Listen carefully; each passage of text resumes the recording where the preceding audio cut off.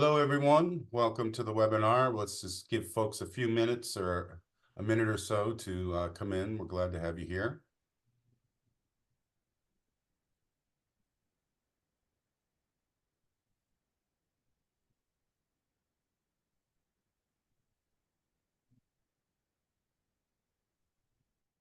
Hi again. We're just giving folks a couple, maybe a minute or so to get logged in. The numbers are starting to shoot up in attendance. We're grateful to have you all here.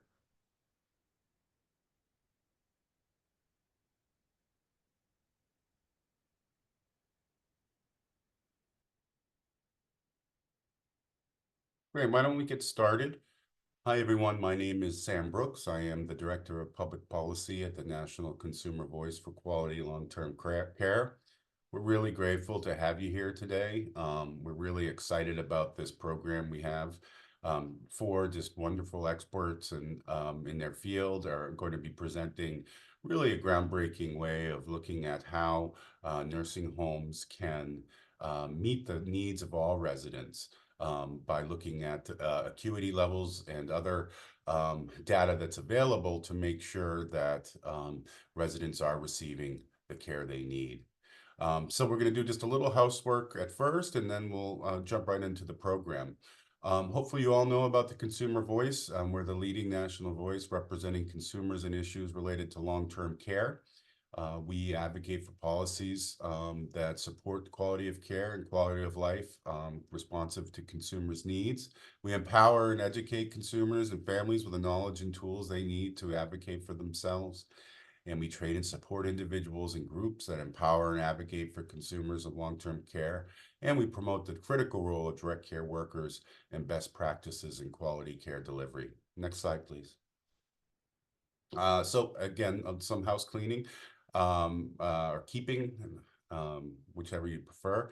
The program is being recorded. We do encourage you to ask questions. We should have time at the end, but please, at the bottom, use the Q&A feature so we can make sure that we get to your questions. There is a chat feature there. You're welcome to chat amongst yourselves.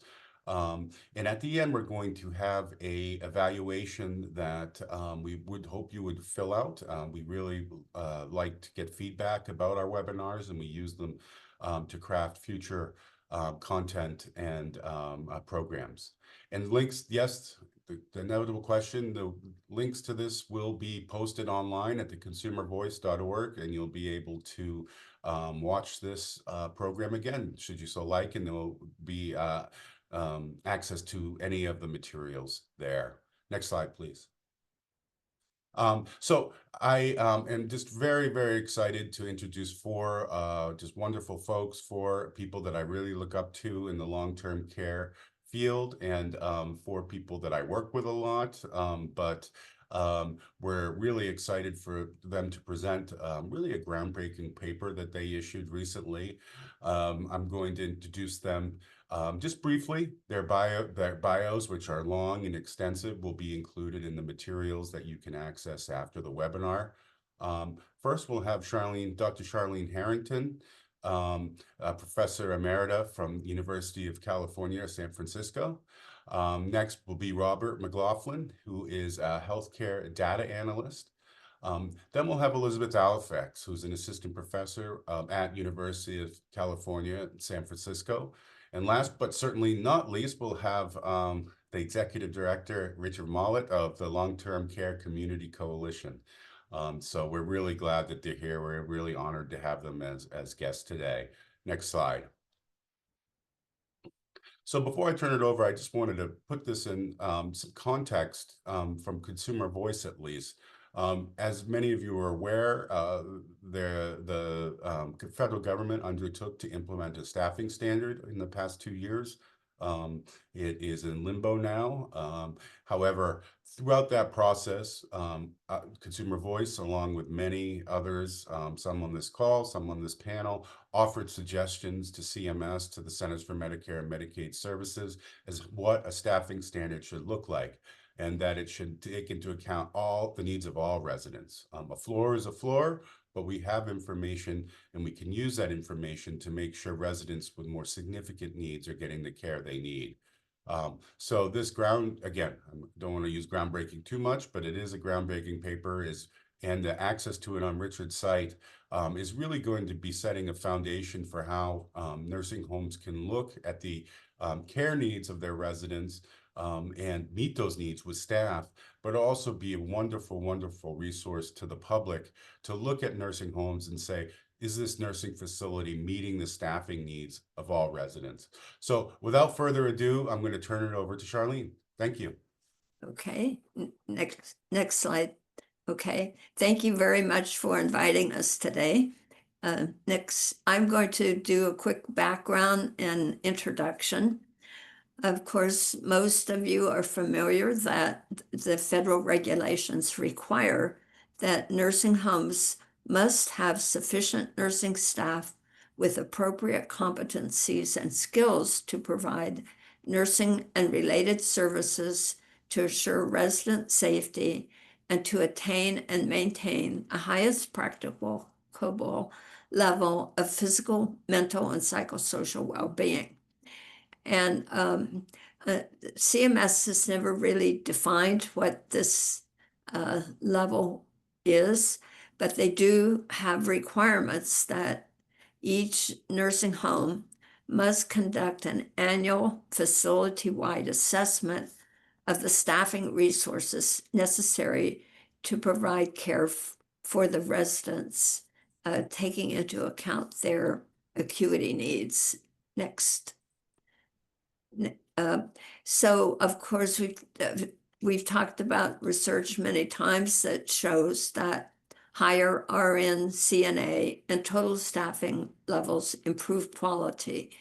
And it's a wide variety of areas. It improves pressure, ulcers, infections, pain, independence, weight loss, and dehydration, inappropriate and overuse of antipsychotics.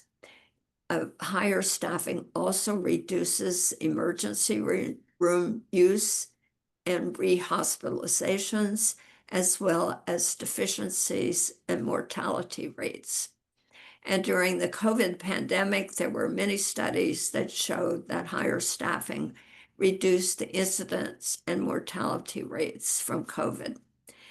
And recently, APT did a study for CMS that showed that staffing improves quality outcomes without any apparent ceiling.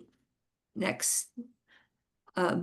So most people do not understand that nursing care is highly complex because residents have a number of complex conditions, and RNs are especially needed because they're specifically trained in infection control and management, resident assessment and care planning, the identification and treatment of infections, and of the treatment of chronic and acute care conditions. They are important in surveillance of residents and making sure the resident care is accomplished. And they're critical to the coordination and communication with medical and all the team members within the nursing home and outside of the nursing home. And they're also required by law for the supervision of licensed practical nurses and CNAs. LVNs have less training, and they are very important because they provide a lot of medication and treatments. Next slide. Now I want to just review the how CMS over time has developed a resident case mix classification system. And this is very important for determining staffing needs. So in the 1990s, CMS developed a comprehensive uniform form that all residents must have be assessed using this form called the minimum data set. And then using that data, CMS groups the residents into categories based on their care needs. And previously, these were called resource utilization groups, and it has subgroups. And now it's called patient-driven payment model, PDPM. So CMS for each resident, they assign a code, and that code has a corresponding case mix index score uh, based on all the subgroups.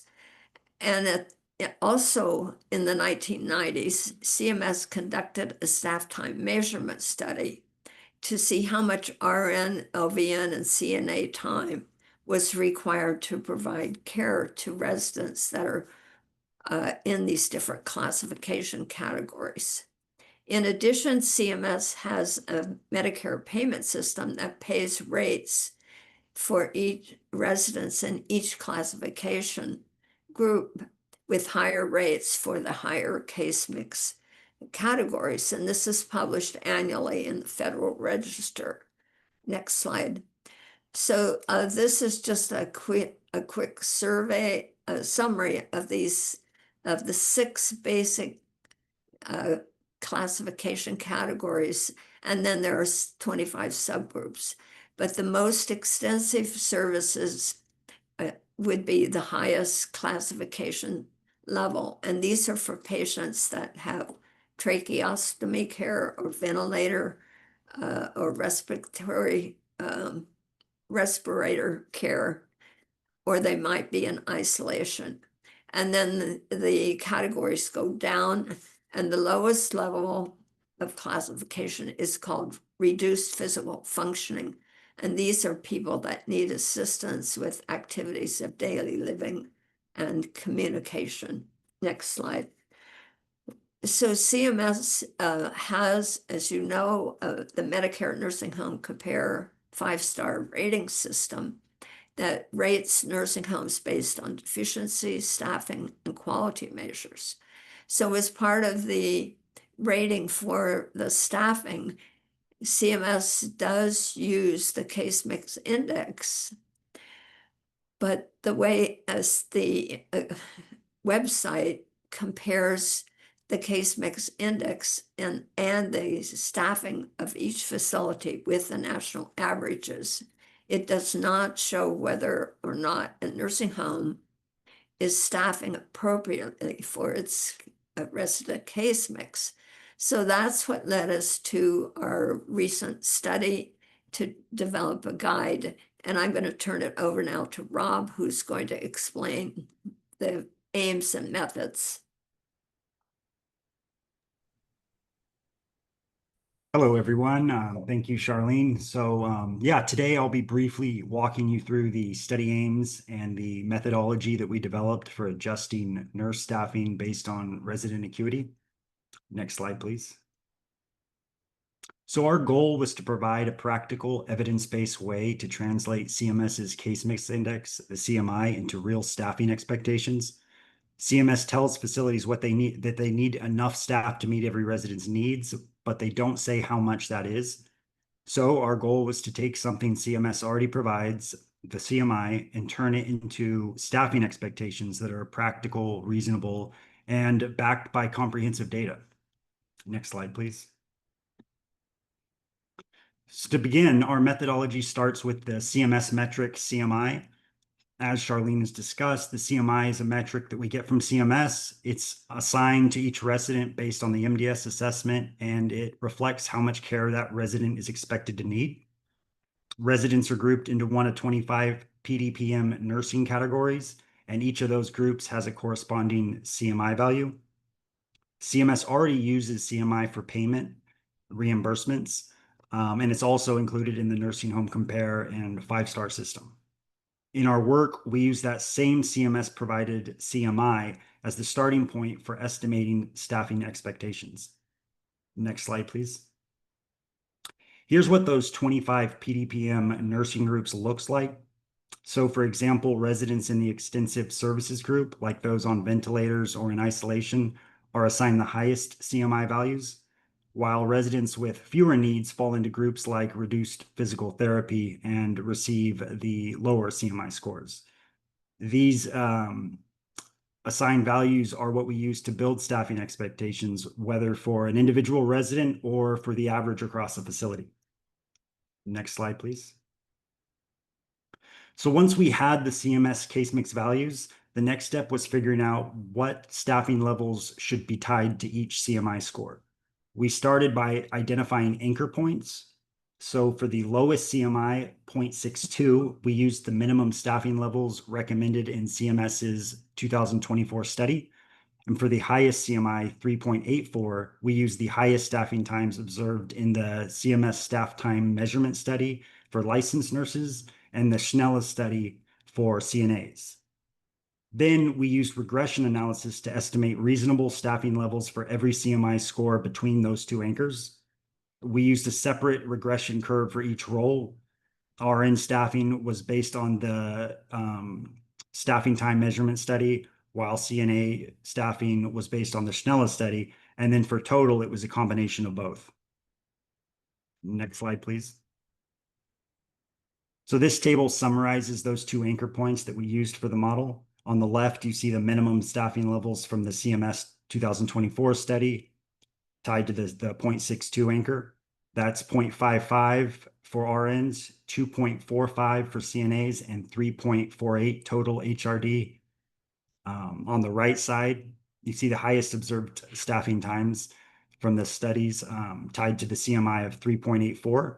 So 2.39 for RNs, 3.6 for CNAs, and 7.68 total HRD. These anchored points allowed us to scale staffing expectations across the full range of acuity. Next slide, please. Or back one slide, please.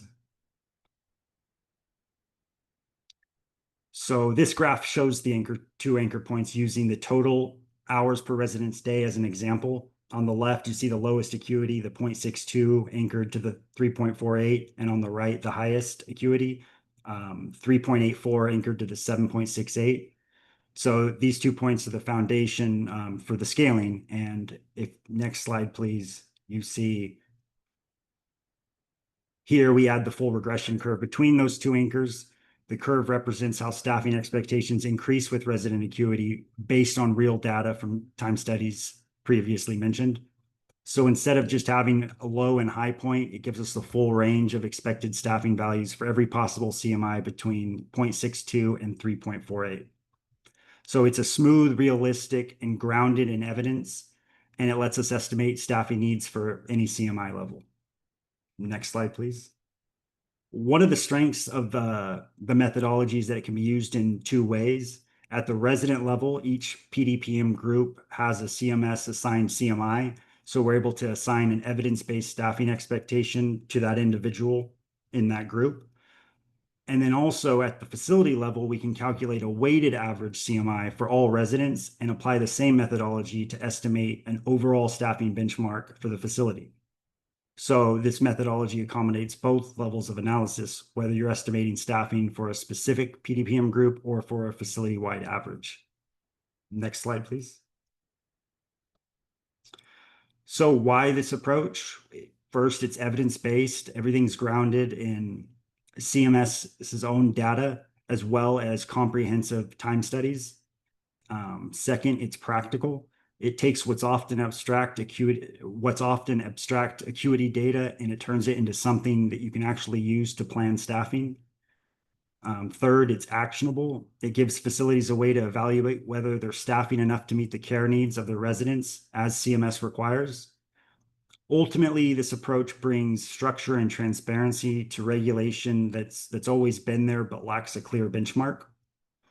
And with that said, I'll now turn it over to Elizabeth Halifax, who will walk us through the nursing home guide and findings. Thank you.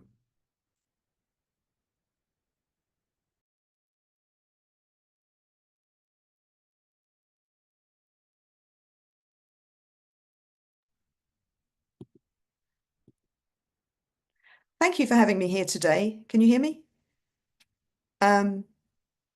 So Charlene has told us why we need adequate staffing, and Rob has shown us the methodology and how nurse staffing levels can be linked to residents' care needs using the CMI and the PDPM, the patient-driven payment method. And this slide is similar to the slide that he just showed you. The first column is the categories of the different levels. The second column is the PDPM groups, of which there are 25 running from A to Y, which are significantly linked with the HIPS, which is the code that is produced by the assessment of each resident which the facilities undertake. And they have to update that assessment at least every 3 months. They have to review it. And so this should be relatively accurate. And the third is the case mix index, which he spoke about extensively. But what's new in this table are the last 3 columns, because they are RN expected, CNA expected staffing, and total expected staffing. And these are calculated on that curve that Rob just showed you. These are the actual numbers that he just showed you. So the next slide, please. So I'm going to explain how the guide can be put to practical use and describe some of the findings. And first of all, we can identify the nursing HIPS codes, as I've already said, from the MDS assessments, and the case mix index for each resident in the facility or unit. And then if we add all those case mix index scores for each resident and divide it by the total resident, then we get the facility average case mix index. Comparing the facility average case mix index with the CMI score on the table that I just showed you, we can identify the closest CMI. So we're going to use an example that if the facility average of the case mix index was 1.34, then the closest CMI score on the table is 1.35. So that's what we would do. We would go to the closest one. We would then identify the expected staffing which is needed for an average case mix index of 1.35 by just simply going across the column and seeing those numbers. And as our example is expounded, we can say that 1.35 case mix index has expected staffing of 0.98 RNs, 3.26 CNAs, and 4.93 total staffing. Now, for those of you that are not familiar with HPRD, or HRD as Rob called it, this is hours per resident day.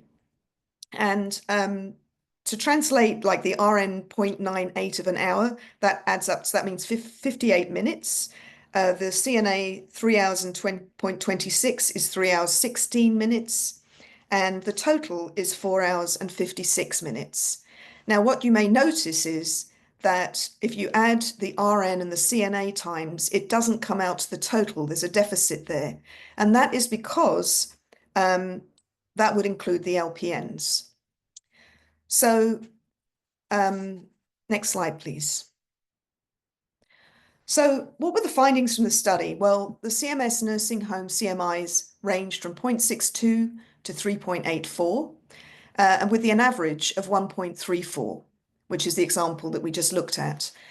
The expected staffing for the highest CMI was 7.68, so well over 7.5 hours, and included 2.39 RN HPRD and 3.68 CNA HPRD. The expected staffing for the lowest CMI, the case mix index, was 3.48 total staffing, which included 0.55 RN and 2.45 CNA, which, as Rob pointed out, that is the new staffing standard that was published in 24. So nursing homes with the highest CMI, which is extensive services, were more likely to meet their expected staffing than those with lower CMI levels. And that's illustrated really well on the next slide. So as you can see, A, B, and C, the first 3 columns, are the only areas where the staffing is above 0. So what we've done here is we've taken the average staffing deviations and made a chart, which is the reported staffing minus the expected staffing. And as you can see from column D through Y, they are all below the expected staffing. It's only those very high-end, high care needs that are above. And so this is clearly a problem. Next slide, please. So, in summary, then, the Nursing Home Guide for Expected Staffing is a quick and practical guide to identify the expected staffing for a unit or for a facility. And as someone who's worked as a director of nursing in a nursing home, I would have loved to have had this tool to be able to go to the administration and say, look, we're not we don't have sufficient staffing to meet the needs of our residents. I'm not sure that directors of nursing will be educated with this, but it would be fantastic if we could do that. The guide is not a maximum for staffing, and that's because there may be other deficits in the facility that are causing increasing resident care needs. So, for example, additional staffing might be needed if there are indicators that the facility was inadequate in some ways, and this could be expressed through deficiencies. They're getting a lot of deficiencies when the state comes in and does the survey. There are multiple resident, family, and staff complaints, or there are very poor quality indicators, although the quality indicators are reported by the nursing homes themselves. So those are some of the ways, and I think that's my last slide.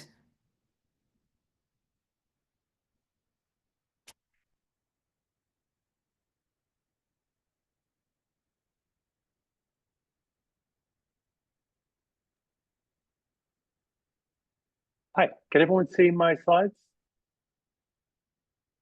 Yes. Yes. Oh, great. Thanks so much. I guess you can hear me then too. Thank you. So thanks so much to the Consumer Voice for all you do, but and of course today for hosting this program. So what I'm going to do is summarize some of the things that my colleagues were talking about today, and essentially really, the problems that we are trying to address. I mean, I think we're all here because far too many of our nursing homes fail to provide the care that residents need, and treat them with dignity, prevention of pressure ulcers, et cetera. Why does that happen? As Charlene mentioned, staffing levels, having the sufficient number of appropriately trained staff is critical. And there's been study after study, and we don't need studies to know that, but we do have studies. But we know from our personal experience. I've been a family member. I work closely with ombudsmen and have throughout my career, attorneys, et cetera. So we know that that's the case, that staffing is tied to quality. And the issue is, one, we've had weak enforcement of overall nursing home care, and in particular of sufficient staffing. We have very low numerical staffing requirements to the extent that they exist. Many states now, and for years, have had a minimum staffing requirement. All of those states, except for possibly the District of Columbia, are far too low to ensure that residents are safe. And even with those numerical standards, it has been, the implementation, has been weak. So to improve transparency, to enable us to be better consumers of nursing home care, and to be, for policymakers to know what's going on in the facilities, in their districts and in their state, et cetera. The CMS, as Charlene said at the beginning, has Care Compare, Nursing Home Care Compare. It's on Medicare.gov, and many of you, I'm sure, are familiar with it. And as she said, I won't go into the details, but essentially the ratings for the staffing, which again is the most important indicator of a nursing home's quality, they are not based on how well a facility is performing in respect to its residents. Rather, it is based upon how the facility compares to other facilities, to say the average facility. And I know here in Orange, would you want to go to the average nursing home? Would you send someone that you love to the average nursing home? I would say the answer to that is a resounding no for most, if not all of us. So summary of the problems is that this misunderstanding of the staffing ratings, the fact that we have these ratings and so many of us rely upon them, leads to serious consequences. What my colleagues spoke a lot about today is how the nursing homes can use this, and that's what the subject of our paper is. But really, this gets at many serious issues, including how the public is misinformed about the adequacy of nursing home staffing in their communities and in their facilities, in the facilities that they may be considering, the facilities that they're going to as ombudsmen, et cetera. And as a result, that has normalized insufficient staffing. And I think, in my career as an advocate and as a researcher, that is perhaps the most troubling to me, is that we see people accepting substandard care because and accepting low staffing because it's become normalized. That of course leads to not only acceptance by us as consumers, but complacency among the nursing homes themselves and among policymakers. And the ultimate result, of course, is that there's widespread neglect and substandard care for our residents. So again, I'm not going to go into too much detail, but just to reiterate what Robert especially was talking about, is that this methodology that they have developed addresses the flaws in the current rating methodology by shifting from that comparison of just averages to standards that reflect residents' actual care needs. And that's what Liz was really talking about there. Is you can see that there are different levels of how nursing homes themselves have identified the needs of their residents, and that they have to do that at least on a quarterly basis. And based upon those needs, they are required under the federal rules to be providing sufficient staffing to meet those needs. And this kind of bridges the gap in making that connection. As I note here in the bottom in the orange box, we have a summary of the methodology on our website, and you could also read the study at the link below, and it's also linked to on our website. So who can use this methodology? As kind of I've been hinting at, it's for nursing homes, as we note here at the bottom, to identify their appropriate staffing levels. I want to note also that this is especially important for nursing homes, but also for us as advocates, as ombudsmen, as policymakers, et cetera, because nursing homes have very significant requirements to be conducting a consistent and frequent review of the quality of care provided. It's called the Quality Assurance and Performance Improvement, is one word for QAPI. But nursing homes have been required to be measuring their own performance, evaluating it, and addressing issues on a regular basis. And those requirements were recently beefed up by the federal government, and they include staffing. So this certainly should have a role, this methodology, in what nursing homes are doing, but also, as I've kind of been getting at, for residents, for families, for ombudsmen, and for advocates to identify potential staffing issues in your state, in your area, or in specific nursing homes. And we are strongly encouraging government oversight agencies, both on the federal and on the state level, to use this information to inform their work, to identify where there may be facilities that are have significant staffing shortages based upon the needs of their residents. How are they meeting those needs if their staffing falls short of the expected numbers necessary? And then last but not least, by private attorneys, people who are helping family members quite often, or residents who have been the unfortunate subject of neglect or abuse, and using that to identify, okay, what is going on in that nursing home and what should have been going on in that nursing home. So I'm going to talk about some of the data. Before I do, I just wanted to provide some background information. My organization is Long-Term Care Community Coalition. We're a nonprofit, we're nonpartisan, and we're entirely dedicated to improving care and quality of life for individuals in nursing homes and assisted living. We do a lot of policy analysis and systems advocacy. We have educational programs, but what I'm going to focus on today is our the data resources and analyses.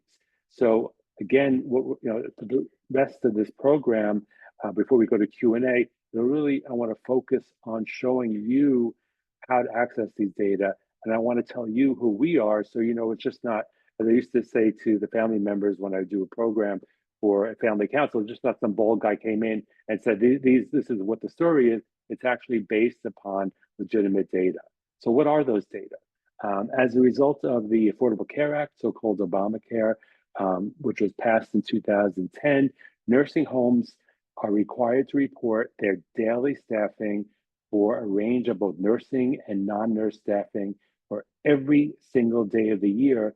They do those reports on a quarterly basis, and those reports have to be based upon auditable payroll records. Now, CMS did not implement the requirement from the 2010 Affordable Care Act until 2015-16, and they started making those reports available to the public in 2017. So each quarterly report includes all the staffing for every single day of the quarter for every single nursing home that's in compliance with the reporting requirements. It's over 1 million lines of data. What we do with those files, which I'll then show you in a moment, is that we average out the numbers for the quarter. So people can see what their nursing home is typically providing during that time period. We compute the HPRD, as listed, the hours of staff time per resident per day for a range of different staff, including the RNs, LPNs, CNAs, medical directors, activity staff, et cetera. And then we compute the expected staffing based upon the methodology that we've been discussing today.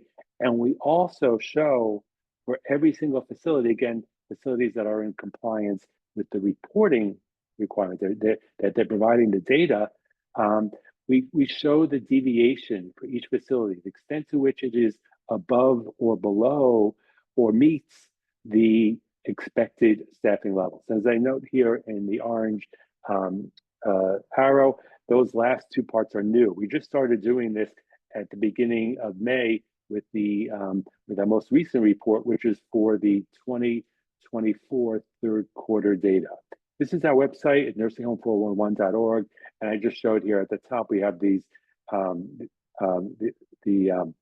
top subtitles, and you could scroll down and click on Data Center, and you could find our provider information, nursing home staffing data, etc.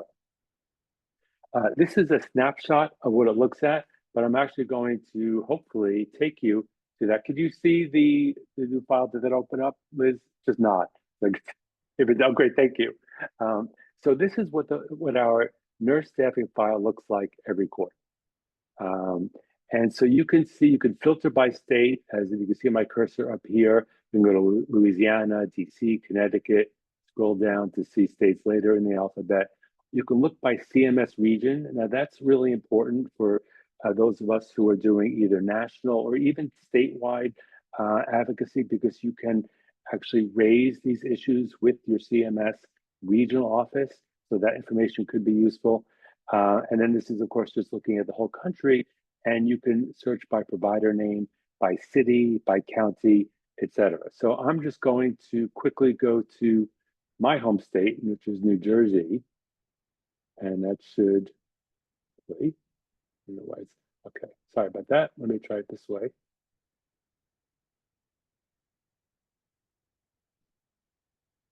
So there's two different ways in which you can access the data. The first one was not successful for me, so I'm just doing that. Yeah. And you can see then it lit up here.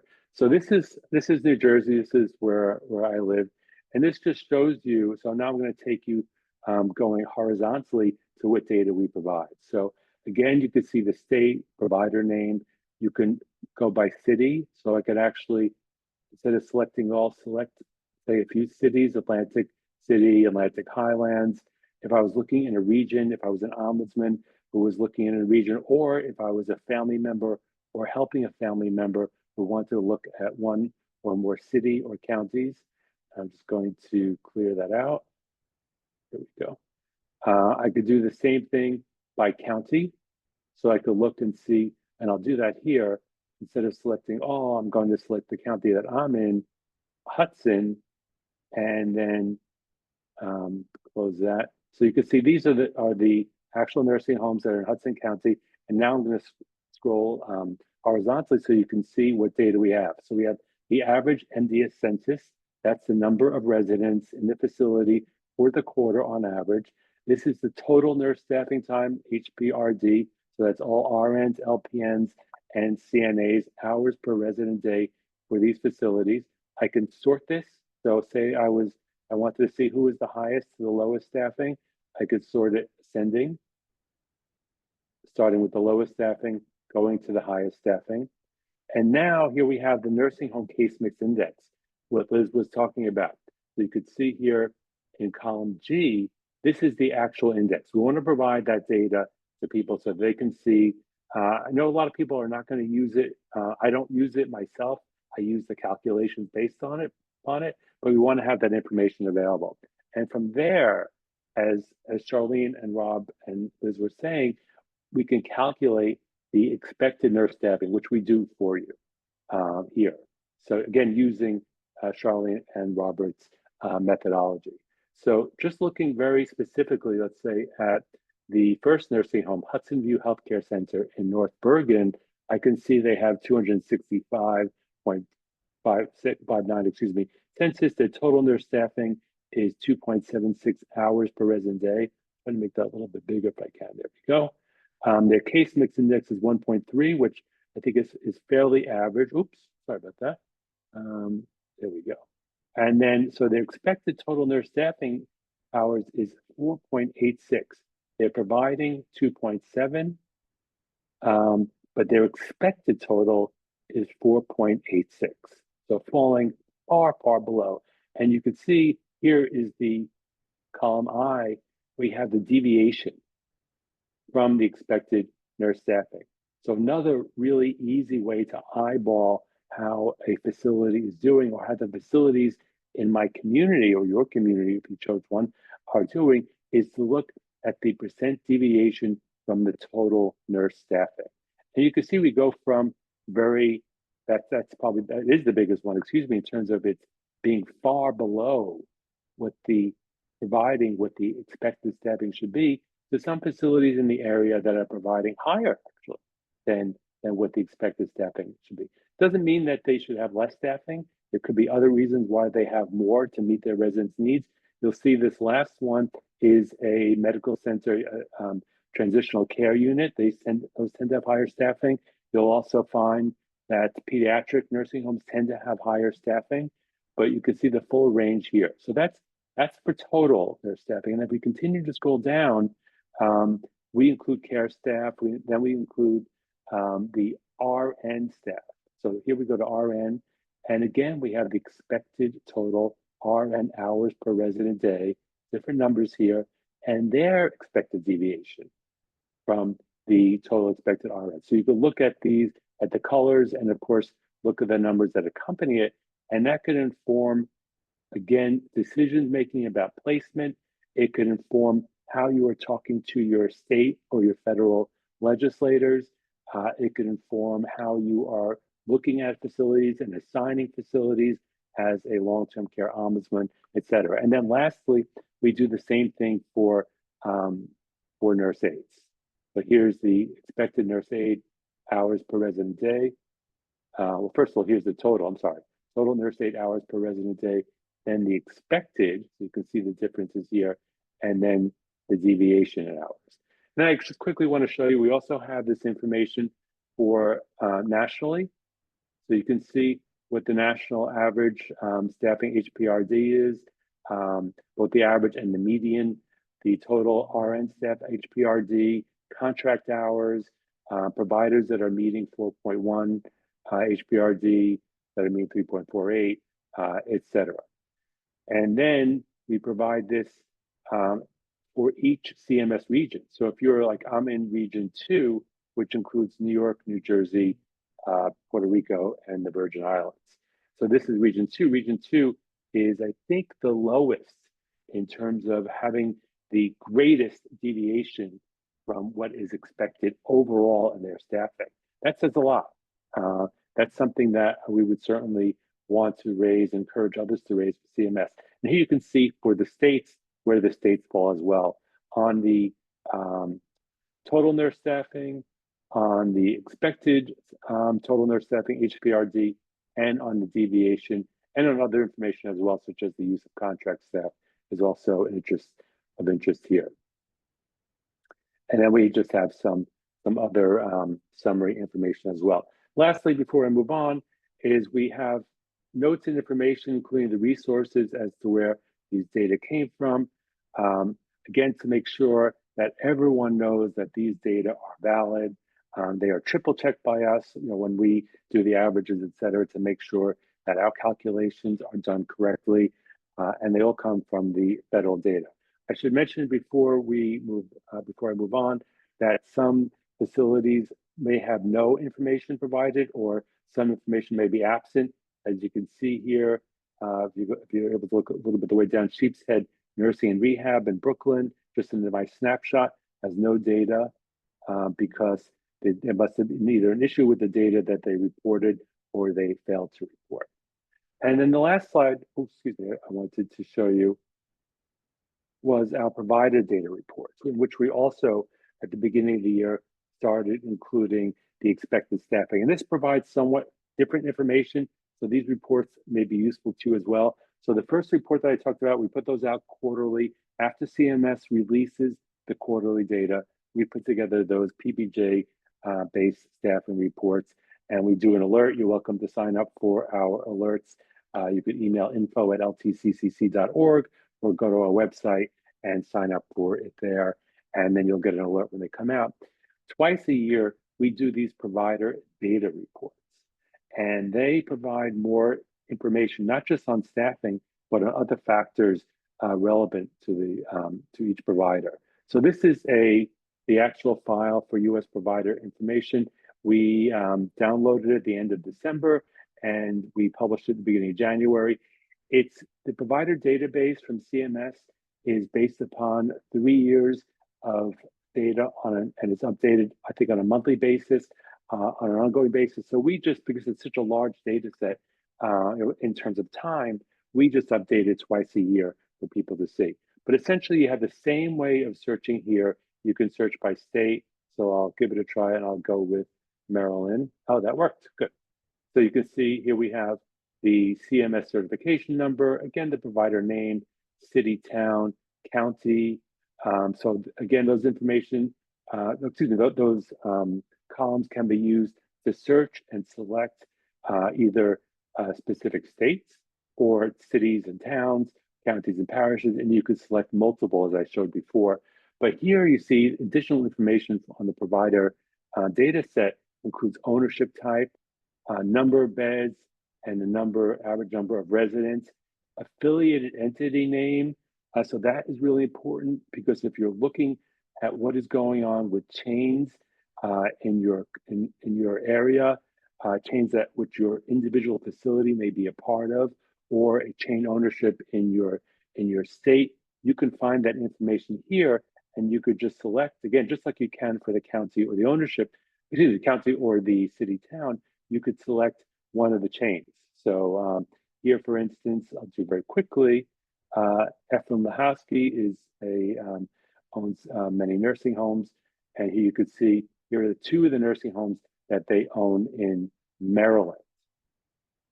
We want to take that out. And then we have information here on whether or not the facility is a special focus facility or a SFF candidate, whether we've identified it as a problem facility, which includes SFF facilities, candidates, and one-star facilities, whether it has an abuse icon. So there's much, much more information available here. Whether or not it's self-reported, whether or not they have a resident or family council or both, and then some of the basic rating information, overall rating, health inspection rating, quality measure rating, staffing ratings. And then here we come to the to the nursing case mix index. And from there, again, we have calculated the expected total nurse staffing time for each facility that is in compliance with the reporting requirements. So that, and we've done that for the total nurse staffing and for the RN staffing.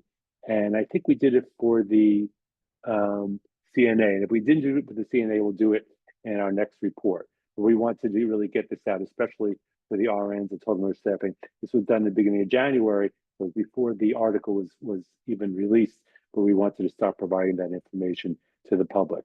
So in addition here, I'll just quickly mention that includes turnover information, both for registered nurses and for total nurse staffing turnover. It includes information on physical therapist time, includes different ratings for different cycles.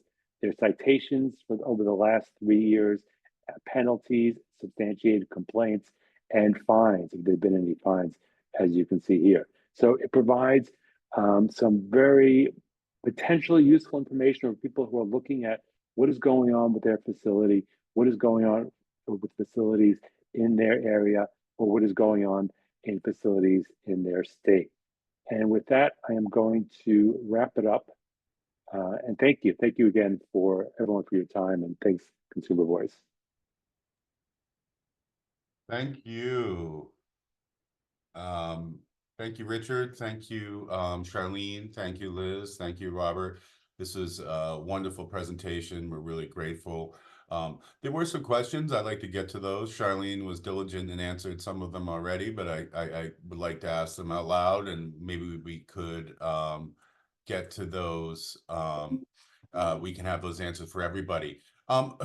Anyone can answer this, but who conducts the MDS assessment at a nursing home, and how often is this updated?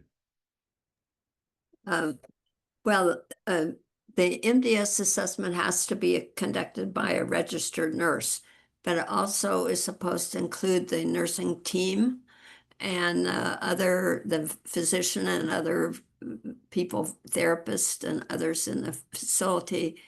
And it has to be when the resident is admitted and when there's any change in condition and when they're discharged.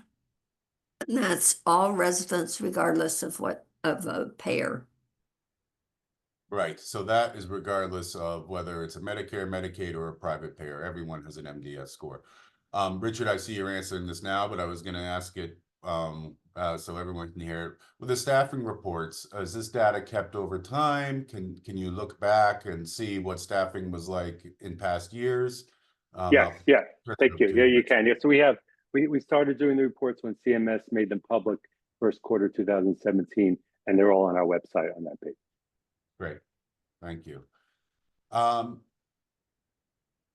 I wanted to ask a question, and Richard, you got to this, and I think it's really critical and why this is so important. One of the questions was, we are often told that CMS star score of 3 to 4 stars indicates that staffing is appropriate, right? So a nursing home has 3 stars or 4 stars, or maybe even 5 stars, and that no more staff is needed. How would you address that assertion that the star rating system is indicative of the care quality that's going on in the home? Well, if I may, I mean, there was a great paper that was written many years ago by Mary Jane Corin and a few other researchers called "Where Should Mama Go?" Where should Mama go? It's available for free online. And essentially, what they found was that the star rating systems, and I would say, Care Compare, the Medicare rating system, is by far the best. But the star rating systems are much better at identifying poorly performing facilities than they are at identifying good ones. So if you're going to a 1 or 2 star facility, you can be pretty certain that you're going to get pretty terrible care. Whereas going to a 4 or 5 star facility does not mean that you're going to get great care. It's not like a movie where you think, oh, this is going to be a great movie. No, it's unfortunately, it just doesn't capture that. Rob, Thank you. you might want to comment on that. No, I totally agree with what Richard said. It can effectively show you the worst of the worst, but you cannot trust the 4 to 5 because you'll have facilities that do not meet the state minimums, still obtaining a 5 and a 4-star rating. So it's unreliable in that sense, but it does effectively capture the worst offenders at the 1-star rating. And Richard, just to give your site another plug, one of the questions was what information would someone need to engage this new methodology? And I want to be clear, I guess, for you, is that you do that for them, correct? On the website. Yeah. No calculation that needs to be done. They just need to know the nursing home. Yeah, it's pretty easy. Great. I want to thank everybody. I think we got to all the questions. Were there any questions in the chat, in the Q&A, that any of the panelists wanted to answer? I think we got to most of them. Sam, this is Lori. Could I just Hi. raise one that I'd love for folks to comment on? We've Please. seen, and hi everybody, Lori Smetanka.